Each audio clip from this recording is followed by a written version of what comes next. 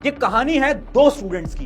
पहला स्टूडेंट और दूसरा स्टूडेंट दोनों ही पढ़ने में एवरेज थे, बट एग्जाम के दौरान ये जो पहला स्टूडेंट था ना, ये कुछ गलतियां कर देता है। उन गलतियों की वजह से इसके 5 से 10 नंबर कम आ जाते हैं, जबकि ये जो दूसरा स्टूडेंट था ना, ये स्मार्ट स्टडी करता था और ये वो गलतियां नहीं करके आता, जिसकी वजह से इसकी जो परसेंटेज होती है वो पहले स्टूडेंट से ज्यादा आ जाती है। अब ये जो गलतियां है ना, ये केवल पहला स्टूडेंट नहीं कर रहा है, ये गलतियां हर एक स्टूडेंट कर रहा है। अगर आपने इन गलतियों को समझ लिया और इनका सोल्यूशन ढूंढ लिया ना, तो एग्जाम के अंदर अपने 10 नंबर तो तुम बहुत आसानी से इंक्रीज कर सकते हो। तो चलिए समझते हैं आखिर ये 5 गलतियां कौन सी हैं और इसके सोल्यूशंस क्या हैं। है ऐसा नहीं कहूंगी कि ऑल द 5 सब्जेक्ट्स आपको रोज पढ़ने हैं। बेस्ट पार्ट आपका preparation is the last 2 months. तो हाय एवरीवन, मेरा नाम है Prashant, mentor of thousands of students, और आज बात कर रहे हैं कुछ ऐसी एग्जाम हॉल टिप्स के बारे में जो कि आपके लिए बहुत ज्यादा इंपॉर्टेंट होने वाली है। देखो, मुझे पता है तुम्हारा एग्जाम एकदम नजदीक आ चुका है, बहुत सारे स्टूडेंट्स के एग्जाम तो ऑलरेडी चल रहे हैं। अब इस दौरान ना मैंने एक चीज नोट करी कि 99% स्टूडेंट्स कुछ 5 गलतियां कर रहे हैं। ये जो गलतियां है ना, ये आपके 5 से 10 नंबर डिक्रीज कर रही हैं। अगर मैंने आज आपको इन 5 गलतियों के सोल्यूशन बता दिए ना, तो मैं गारंटी से आज बोल सकता हूं कि आपके मार्क्स बहुत हद तक इंक्रीज हो सकते हैं।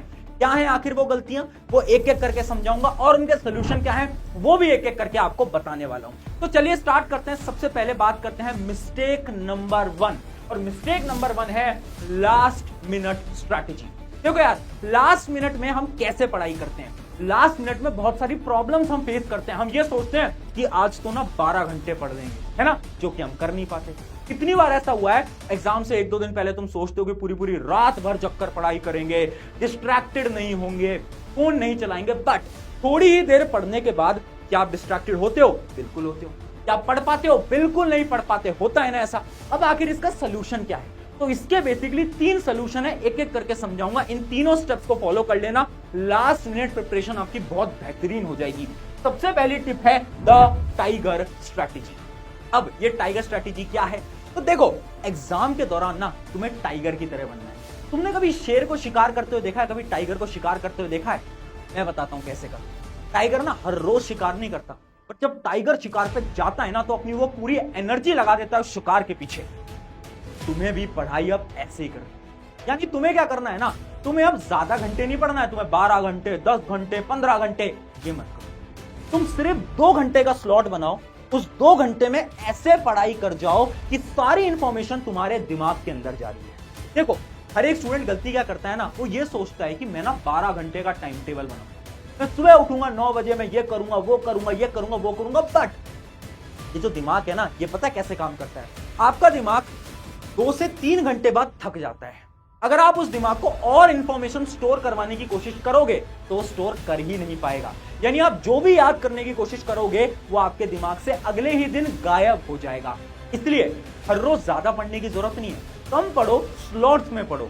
यानी आपको हर रोज 2 या 3 घंटे का एक पढ़ाई का स्लॉट बनाना है, और उस 2 या 3 घंटे के अंदर तुम्हें बाकी सारी चीजों को भूल जाना है और सारा फोकस एक टाइगर की तरह, एक शेर की तरह अपनी पढ़ाई की तरफ लगाना है।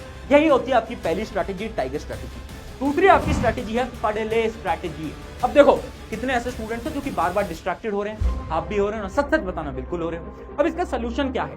सोल्यूशन है आपका मोबाइल फोन। वही मोबाइल फोन जो कि आपको डिस्ट्रैक्ट करे। आपको क्या करना है ना, अपने मोबाइल में हर एक घंटे के लिए एक अलार्म लगा लेना है।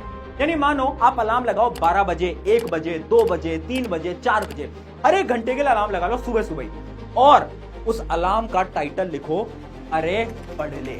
अब इससे क्या होगा, जैसे ही तुम डिस्ट्रैक्टेड हो रहे होगे, मान लो तुमने 1 बजे पढ़ना स्टार्ट करा, अब 1:50 के आसपास तुम डिस्ट्रैक्टेड होने लग गए, यानी 1:50 के आसपास तुम डिस्ट्रैक्ट होने लग गए। अब जब हम डिस्ट्रैक्टेड होते हैं ना, तो हमें पता ही नहीं चलता कि हम डिस्ट्रैक्टेड हो चुके हैं। इस समय पर तुम्हें क्या करना है, अलार्म लगा रखा है, 2 बजे आपका अलार्म बजेगा। 2 बजे जैसे ही आपका अलार्म बजेगा तो आपका फोकस जाएगा, अरे यार मुझे तो पढ़ना था, ये मैं इंस्टाग्राम, यूट्यूब यहां पर कैसे पहुंच गया, कैसे पहुंच गई।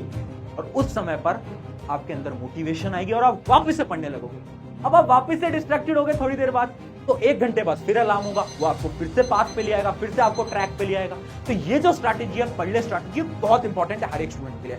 अगली चीज, make time for other things. देखो, तीसरा इसका स्टेप क्या होता है ना, हम एग्जाम के दौरान गलती क्या करते हैं, हम ये सोचते हैं कि हम 12 घंटे पढ़ लेंगे, और हम टाइम टेबल बनाते हैं। कितने ऐसे स्टूडेंट्स हैं जो कि उस टाइम टेबल को फॉलो कर पाए हैं? मैं गारंटी से बोल सकता हूं बहुत कम स्टूडेंट्स हैं जो कि उस टाइम टेबल को फॉलो कर पाए। आखिर ऐसा क्यों? इसलिए कि टाइम टेबल फॉलो करना मुश्किल होता है। अब इसका सोल्यूशन क्या है?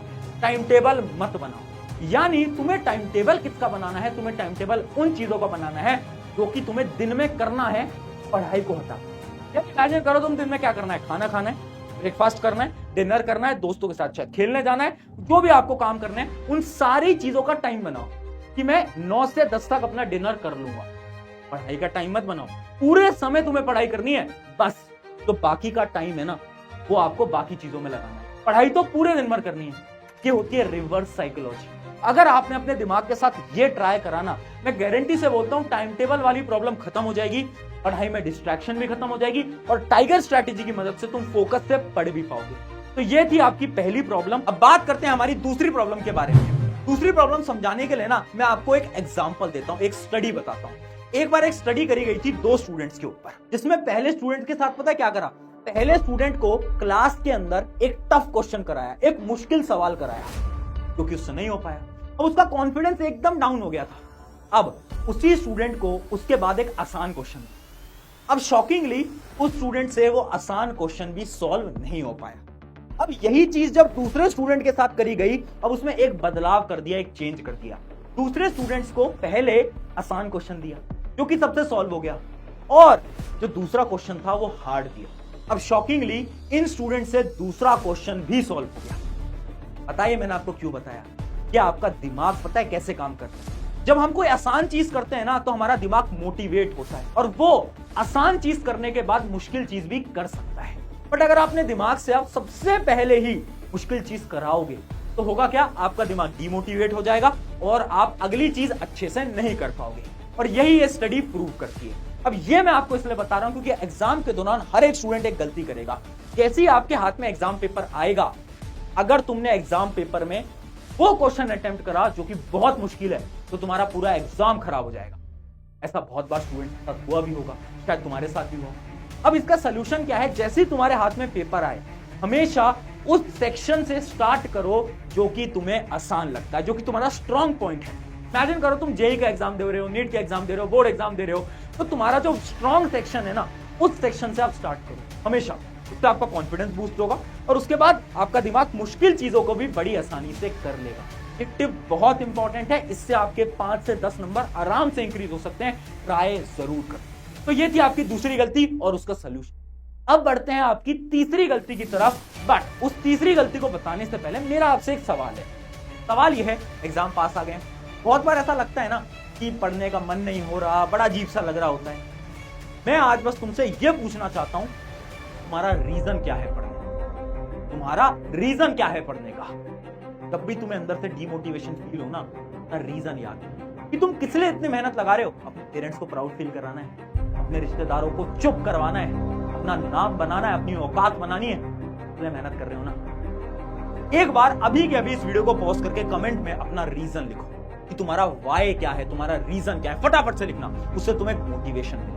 अब बढ़ते हैं आपकी तीसरी गलती की तरफ, जो कि था पेपर प्रेशर। अब देखो एग्जाम जैसे हाथ में आता है ना, तो बहुत सारी दिमाग के अंदर चीजें चल रही होती हैं कि पेपर टफ आएगा, इजी आएगा, मेरे दोस्त ने बोला था कि ये चीज कर लेना, मैं तो बहुत सारे चैप्टर्स को छोड़ के आई हूं। अब ये सारी चीजों में तुम 2 गलतियां। पहली गलती क्या है? Reading questions. बहुत सारे ऐसे स्टूडेंट्स हैं जो कि क्वेश्चन को ढंग से नहीं पढ़ते। याद रखना, जब भी एक पेपर आएगा तो दिमाग को शांत करना है, प्रेशर को दूर रखना है और हर एक क्वेश्चन को ढंग से पढ़ना है। क्वेश्चन के अंदर कहीं कुछ गलत तो नहीं लिखा हुआ, कुछ उल्टा तो नहीं लिखा हुआ। जैसे बहुत सारे क्वेश्चन के अंदर एक वर्ड लिखा होता है नॉट, और उस नॉट की वजह से आंसर पूरा का पूरा बदल जाता है। और यही चीज होती है जिसमें बहुत सारे बच्चे अपने मार्क्स कटवा लेते हैं। तो पहली गलती, पेपर प्रेशर की वजह से क्वेश्चन से पढ़ना है, ये गलती मत करना कि क्वेश्चन ऊपर से पढ़ लो, बहुत बड़ा ब्लंडर होता है ये। अगली चीज, life is greater than exam. देखो ये एक एग्जाम है। अगर पेपर के दौरान तुमने ये सोचा ना कि जो एग्जाम है ना ये मेरे लिए बहुत इंपॉर्टेंट है, ये मेरी लाइफ से ज्यादा इंपॉर्टेंट है, तुम्हारा पेपर खराब जाएगा।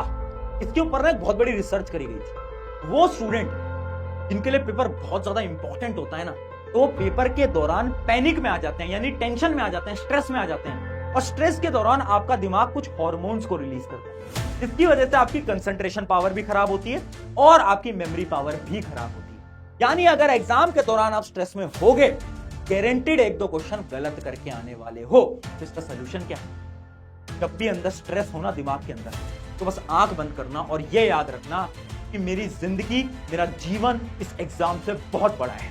और अगर पेपर टफ दिख जाए ना, तो खुद से लाइन बोलनी है, एग्जाम मेरे अकेले के लिए टफ नहीं है, सबके लिए टफ है। और जब पेपर सबके लिए टफ होता है ना, तो कोई दिक्कत नहीं है, ठीक है। अगर 4 सवाल नहीं आते तो बाकी बचे हुए सवाल तो आते हैं ना। पॉजिटिव साइड को ढूंढना एग्जाम के दौरान, ये बहुत इंपॉर्टेंट है। ये गलती मत करना, याद रखना, life is greater than exam. अब बढ़ते हैं हमारी चौथी गलती की तरफ, जो कि है फाइनल रिवीजन। होता क्या है ना, बच्चे एग्जाम के अंदर पेपर को लिखते रहते हैं, या फिर अगर आप कॉम्पिटिटिव एग्जाम दे रहे हो, एमसीक्यू वाले दे रहे हो, तो उनको अटेम्प्ट करते जाते हैं। एक सबसे बड़ी गलती करते हैं कि पेपर से 10 मिनट पहले, जब पेपर खत्म होने वाला होता है उससे 10 मिनट पहले पेपर का रिवीजन नहीं है। तो ये बहुत बड़ा ब्लंडर है। जो रिवीजन होता है ना, वो बहुत इंपॉर्टेंट है। एक स्टूडेंट की कहानी बताता हूं। एक स्टूडेंट ने जब पेपर का रिवीजन करा ना, तो उसे यह पता चला कि उसने एक आंसर को गलत तरीके से अटेम्प्ट कर दिया। क्वेश्चन में कुछ और पूछा था, उसने और अटेम्प्ट कर दिया। तो 10 मिनट के अंदर उसने उस क्वेश्चन को वापस से लिखा और उसके मार्क्स अच्छे। इसलिए तुम्हें क्या करना है, सबसे पहली चीज फाइनल रिवीजन के अंदर सबसे पहले अपनी कैलकुलेशंस चेक कर लेनी है। मैं उन सब कॉम्पिटिटिव एग्जाम वाले स्टूडेंट से कह रहा हूं, कैलकुलेशंस को चेक कर लेना पेपर को सबमिट करने से। पर अगर आप बोर्ड वगैरह का एग्जाम दे रहे हो, तो तुम्हें क्या करना है, तुम्हें पूरे आंसर्स को रीड करना है और साथ साथ में तुम्हें अंडरलाइन करना है। जो इंपॉर्टेंट वर्ड्स होते हैं उनको अंडरलाइन करना पेंसिल से। उससे क्या होता है, आपकी प्रेजेंटेशन अच्छी हो जाती है और जो आपकी कॉपी चेक करते हैं उनको बहुत अच्छा लगता है आपके पेपर को देखकर। तो 2 चीजें करनी है, कैलकुलेशन चेक और अंडरलाइन। ये बहुत इंपॉर्टेंट स्टेप होता है हर एक स्टूडेंट के लिए, ये ब्लंडर मत करो। अब बढ़ते हैं हमारा फाइनल और सबसे बड़ा ब्लंडर, जो कि हम कभी देखते ही नहीं है, और इस ब्लंडर का नाम है वाटर, पानी। हाँ, पानी भी एक ब्लंडर है। यस, एग्जाम के दौरान अगर आप उन 3 या फिर 4 घंटे या फिर 2 घंटे, जितने भी घंटे का आपका एग्जाम है, उस दौरान अगर आप पानी नहीं पी रहे तो बहुत बड़ा ब्लंडर। इतनी बार ऐसा हुआ है एग्जाम के दौरान तुम्हें कुछ क्वेश्चन याद नहीं आ रहा है, तुम सोच रहे हो कि कल ही पढ़ा था बट याद नहीं आ पा रहा है। आता है, होता है ना ऐसा, बिल्कुल होता है ना। उस समय पर ना एक घूंट पानी का पी के, अगर तुमने पानी पिया, मैं गारंटी से बोलता हूं वो क्वेश्चन तुम्हें याद आ जाए। और इसके पीछे की पूरी साइंस। जब हम पानी पीते हैं ना, उससे क्या होता है, हमारा जो ब्लड फ्लो है वो तेज होता है। जब ब्लड फ्लो तेज होगा तो आपके ब्रेन की तरफ खून जो है, यानी जो ब्लड है वो ज्यादा जाएगा। खून ज्यादा जाएगा यानी ऑक्सीजन ज्यादा जाएगा। ऑक्सीजन ज्यादा जाएगा यानी आपका ब्रेन ज्यादा फंक्शन करेगा। और जब आपका ब्रेन ज्यादा फंक्शन करेगा तो ब्रेन के जो मेमोरी वाले पार्ट्स हैं वो भी फंक्शन करेंगे, जिसकी वजह से उस समय पर आप रिकॉल कर पाओगे जो कि आपने कुछ दिन पहले पढ़ा था। ये बहुत बड़ी मिस्टेक है। पानी पिया करो, ये बहुत छोटी चीज है but this is very impactful.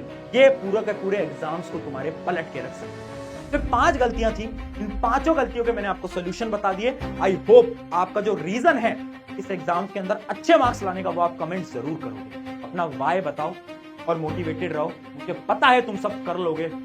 इसी जज्बे, इसी जुनून के साथ जाओ और एग्जाम के अंदर आग लगा देना, जो भी आप एग्जाम दे रहे हो। ऑन दिस नोट, शुक्रिया एवरीवन। अगर वीडियो अच्छी लगी अपने एक दोस्त के साथ शेयर करना ताकि उसकी भी मदद हो पाए।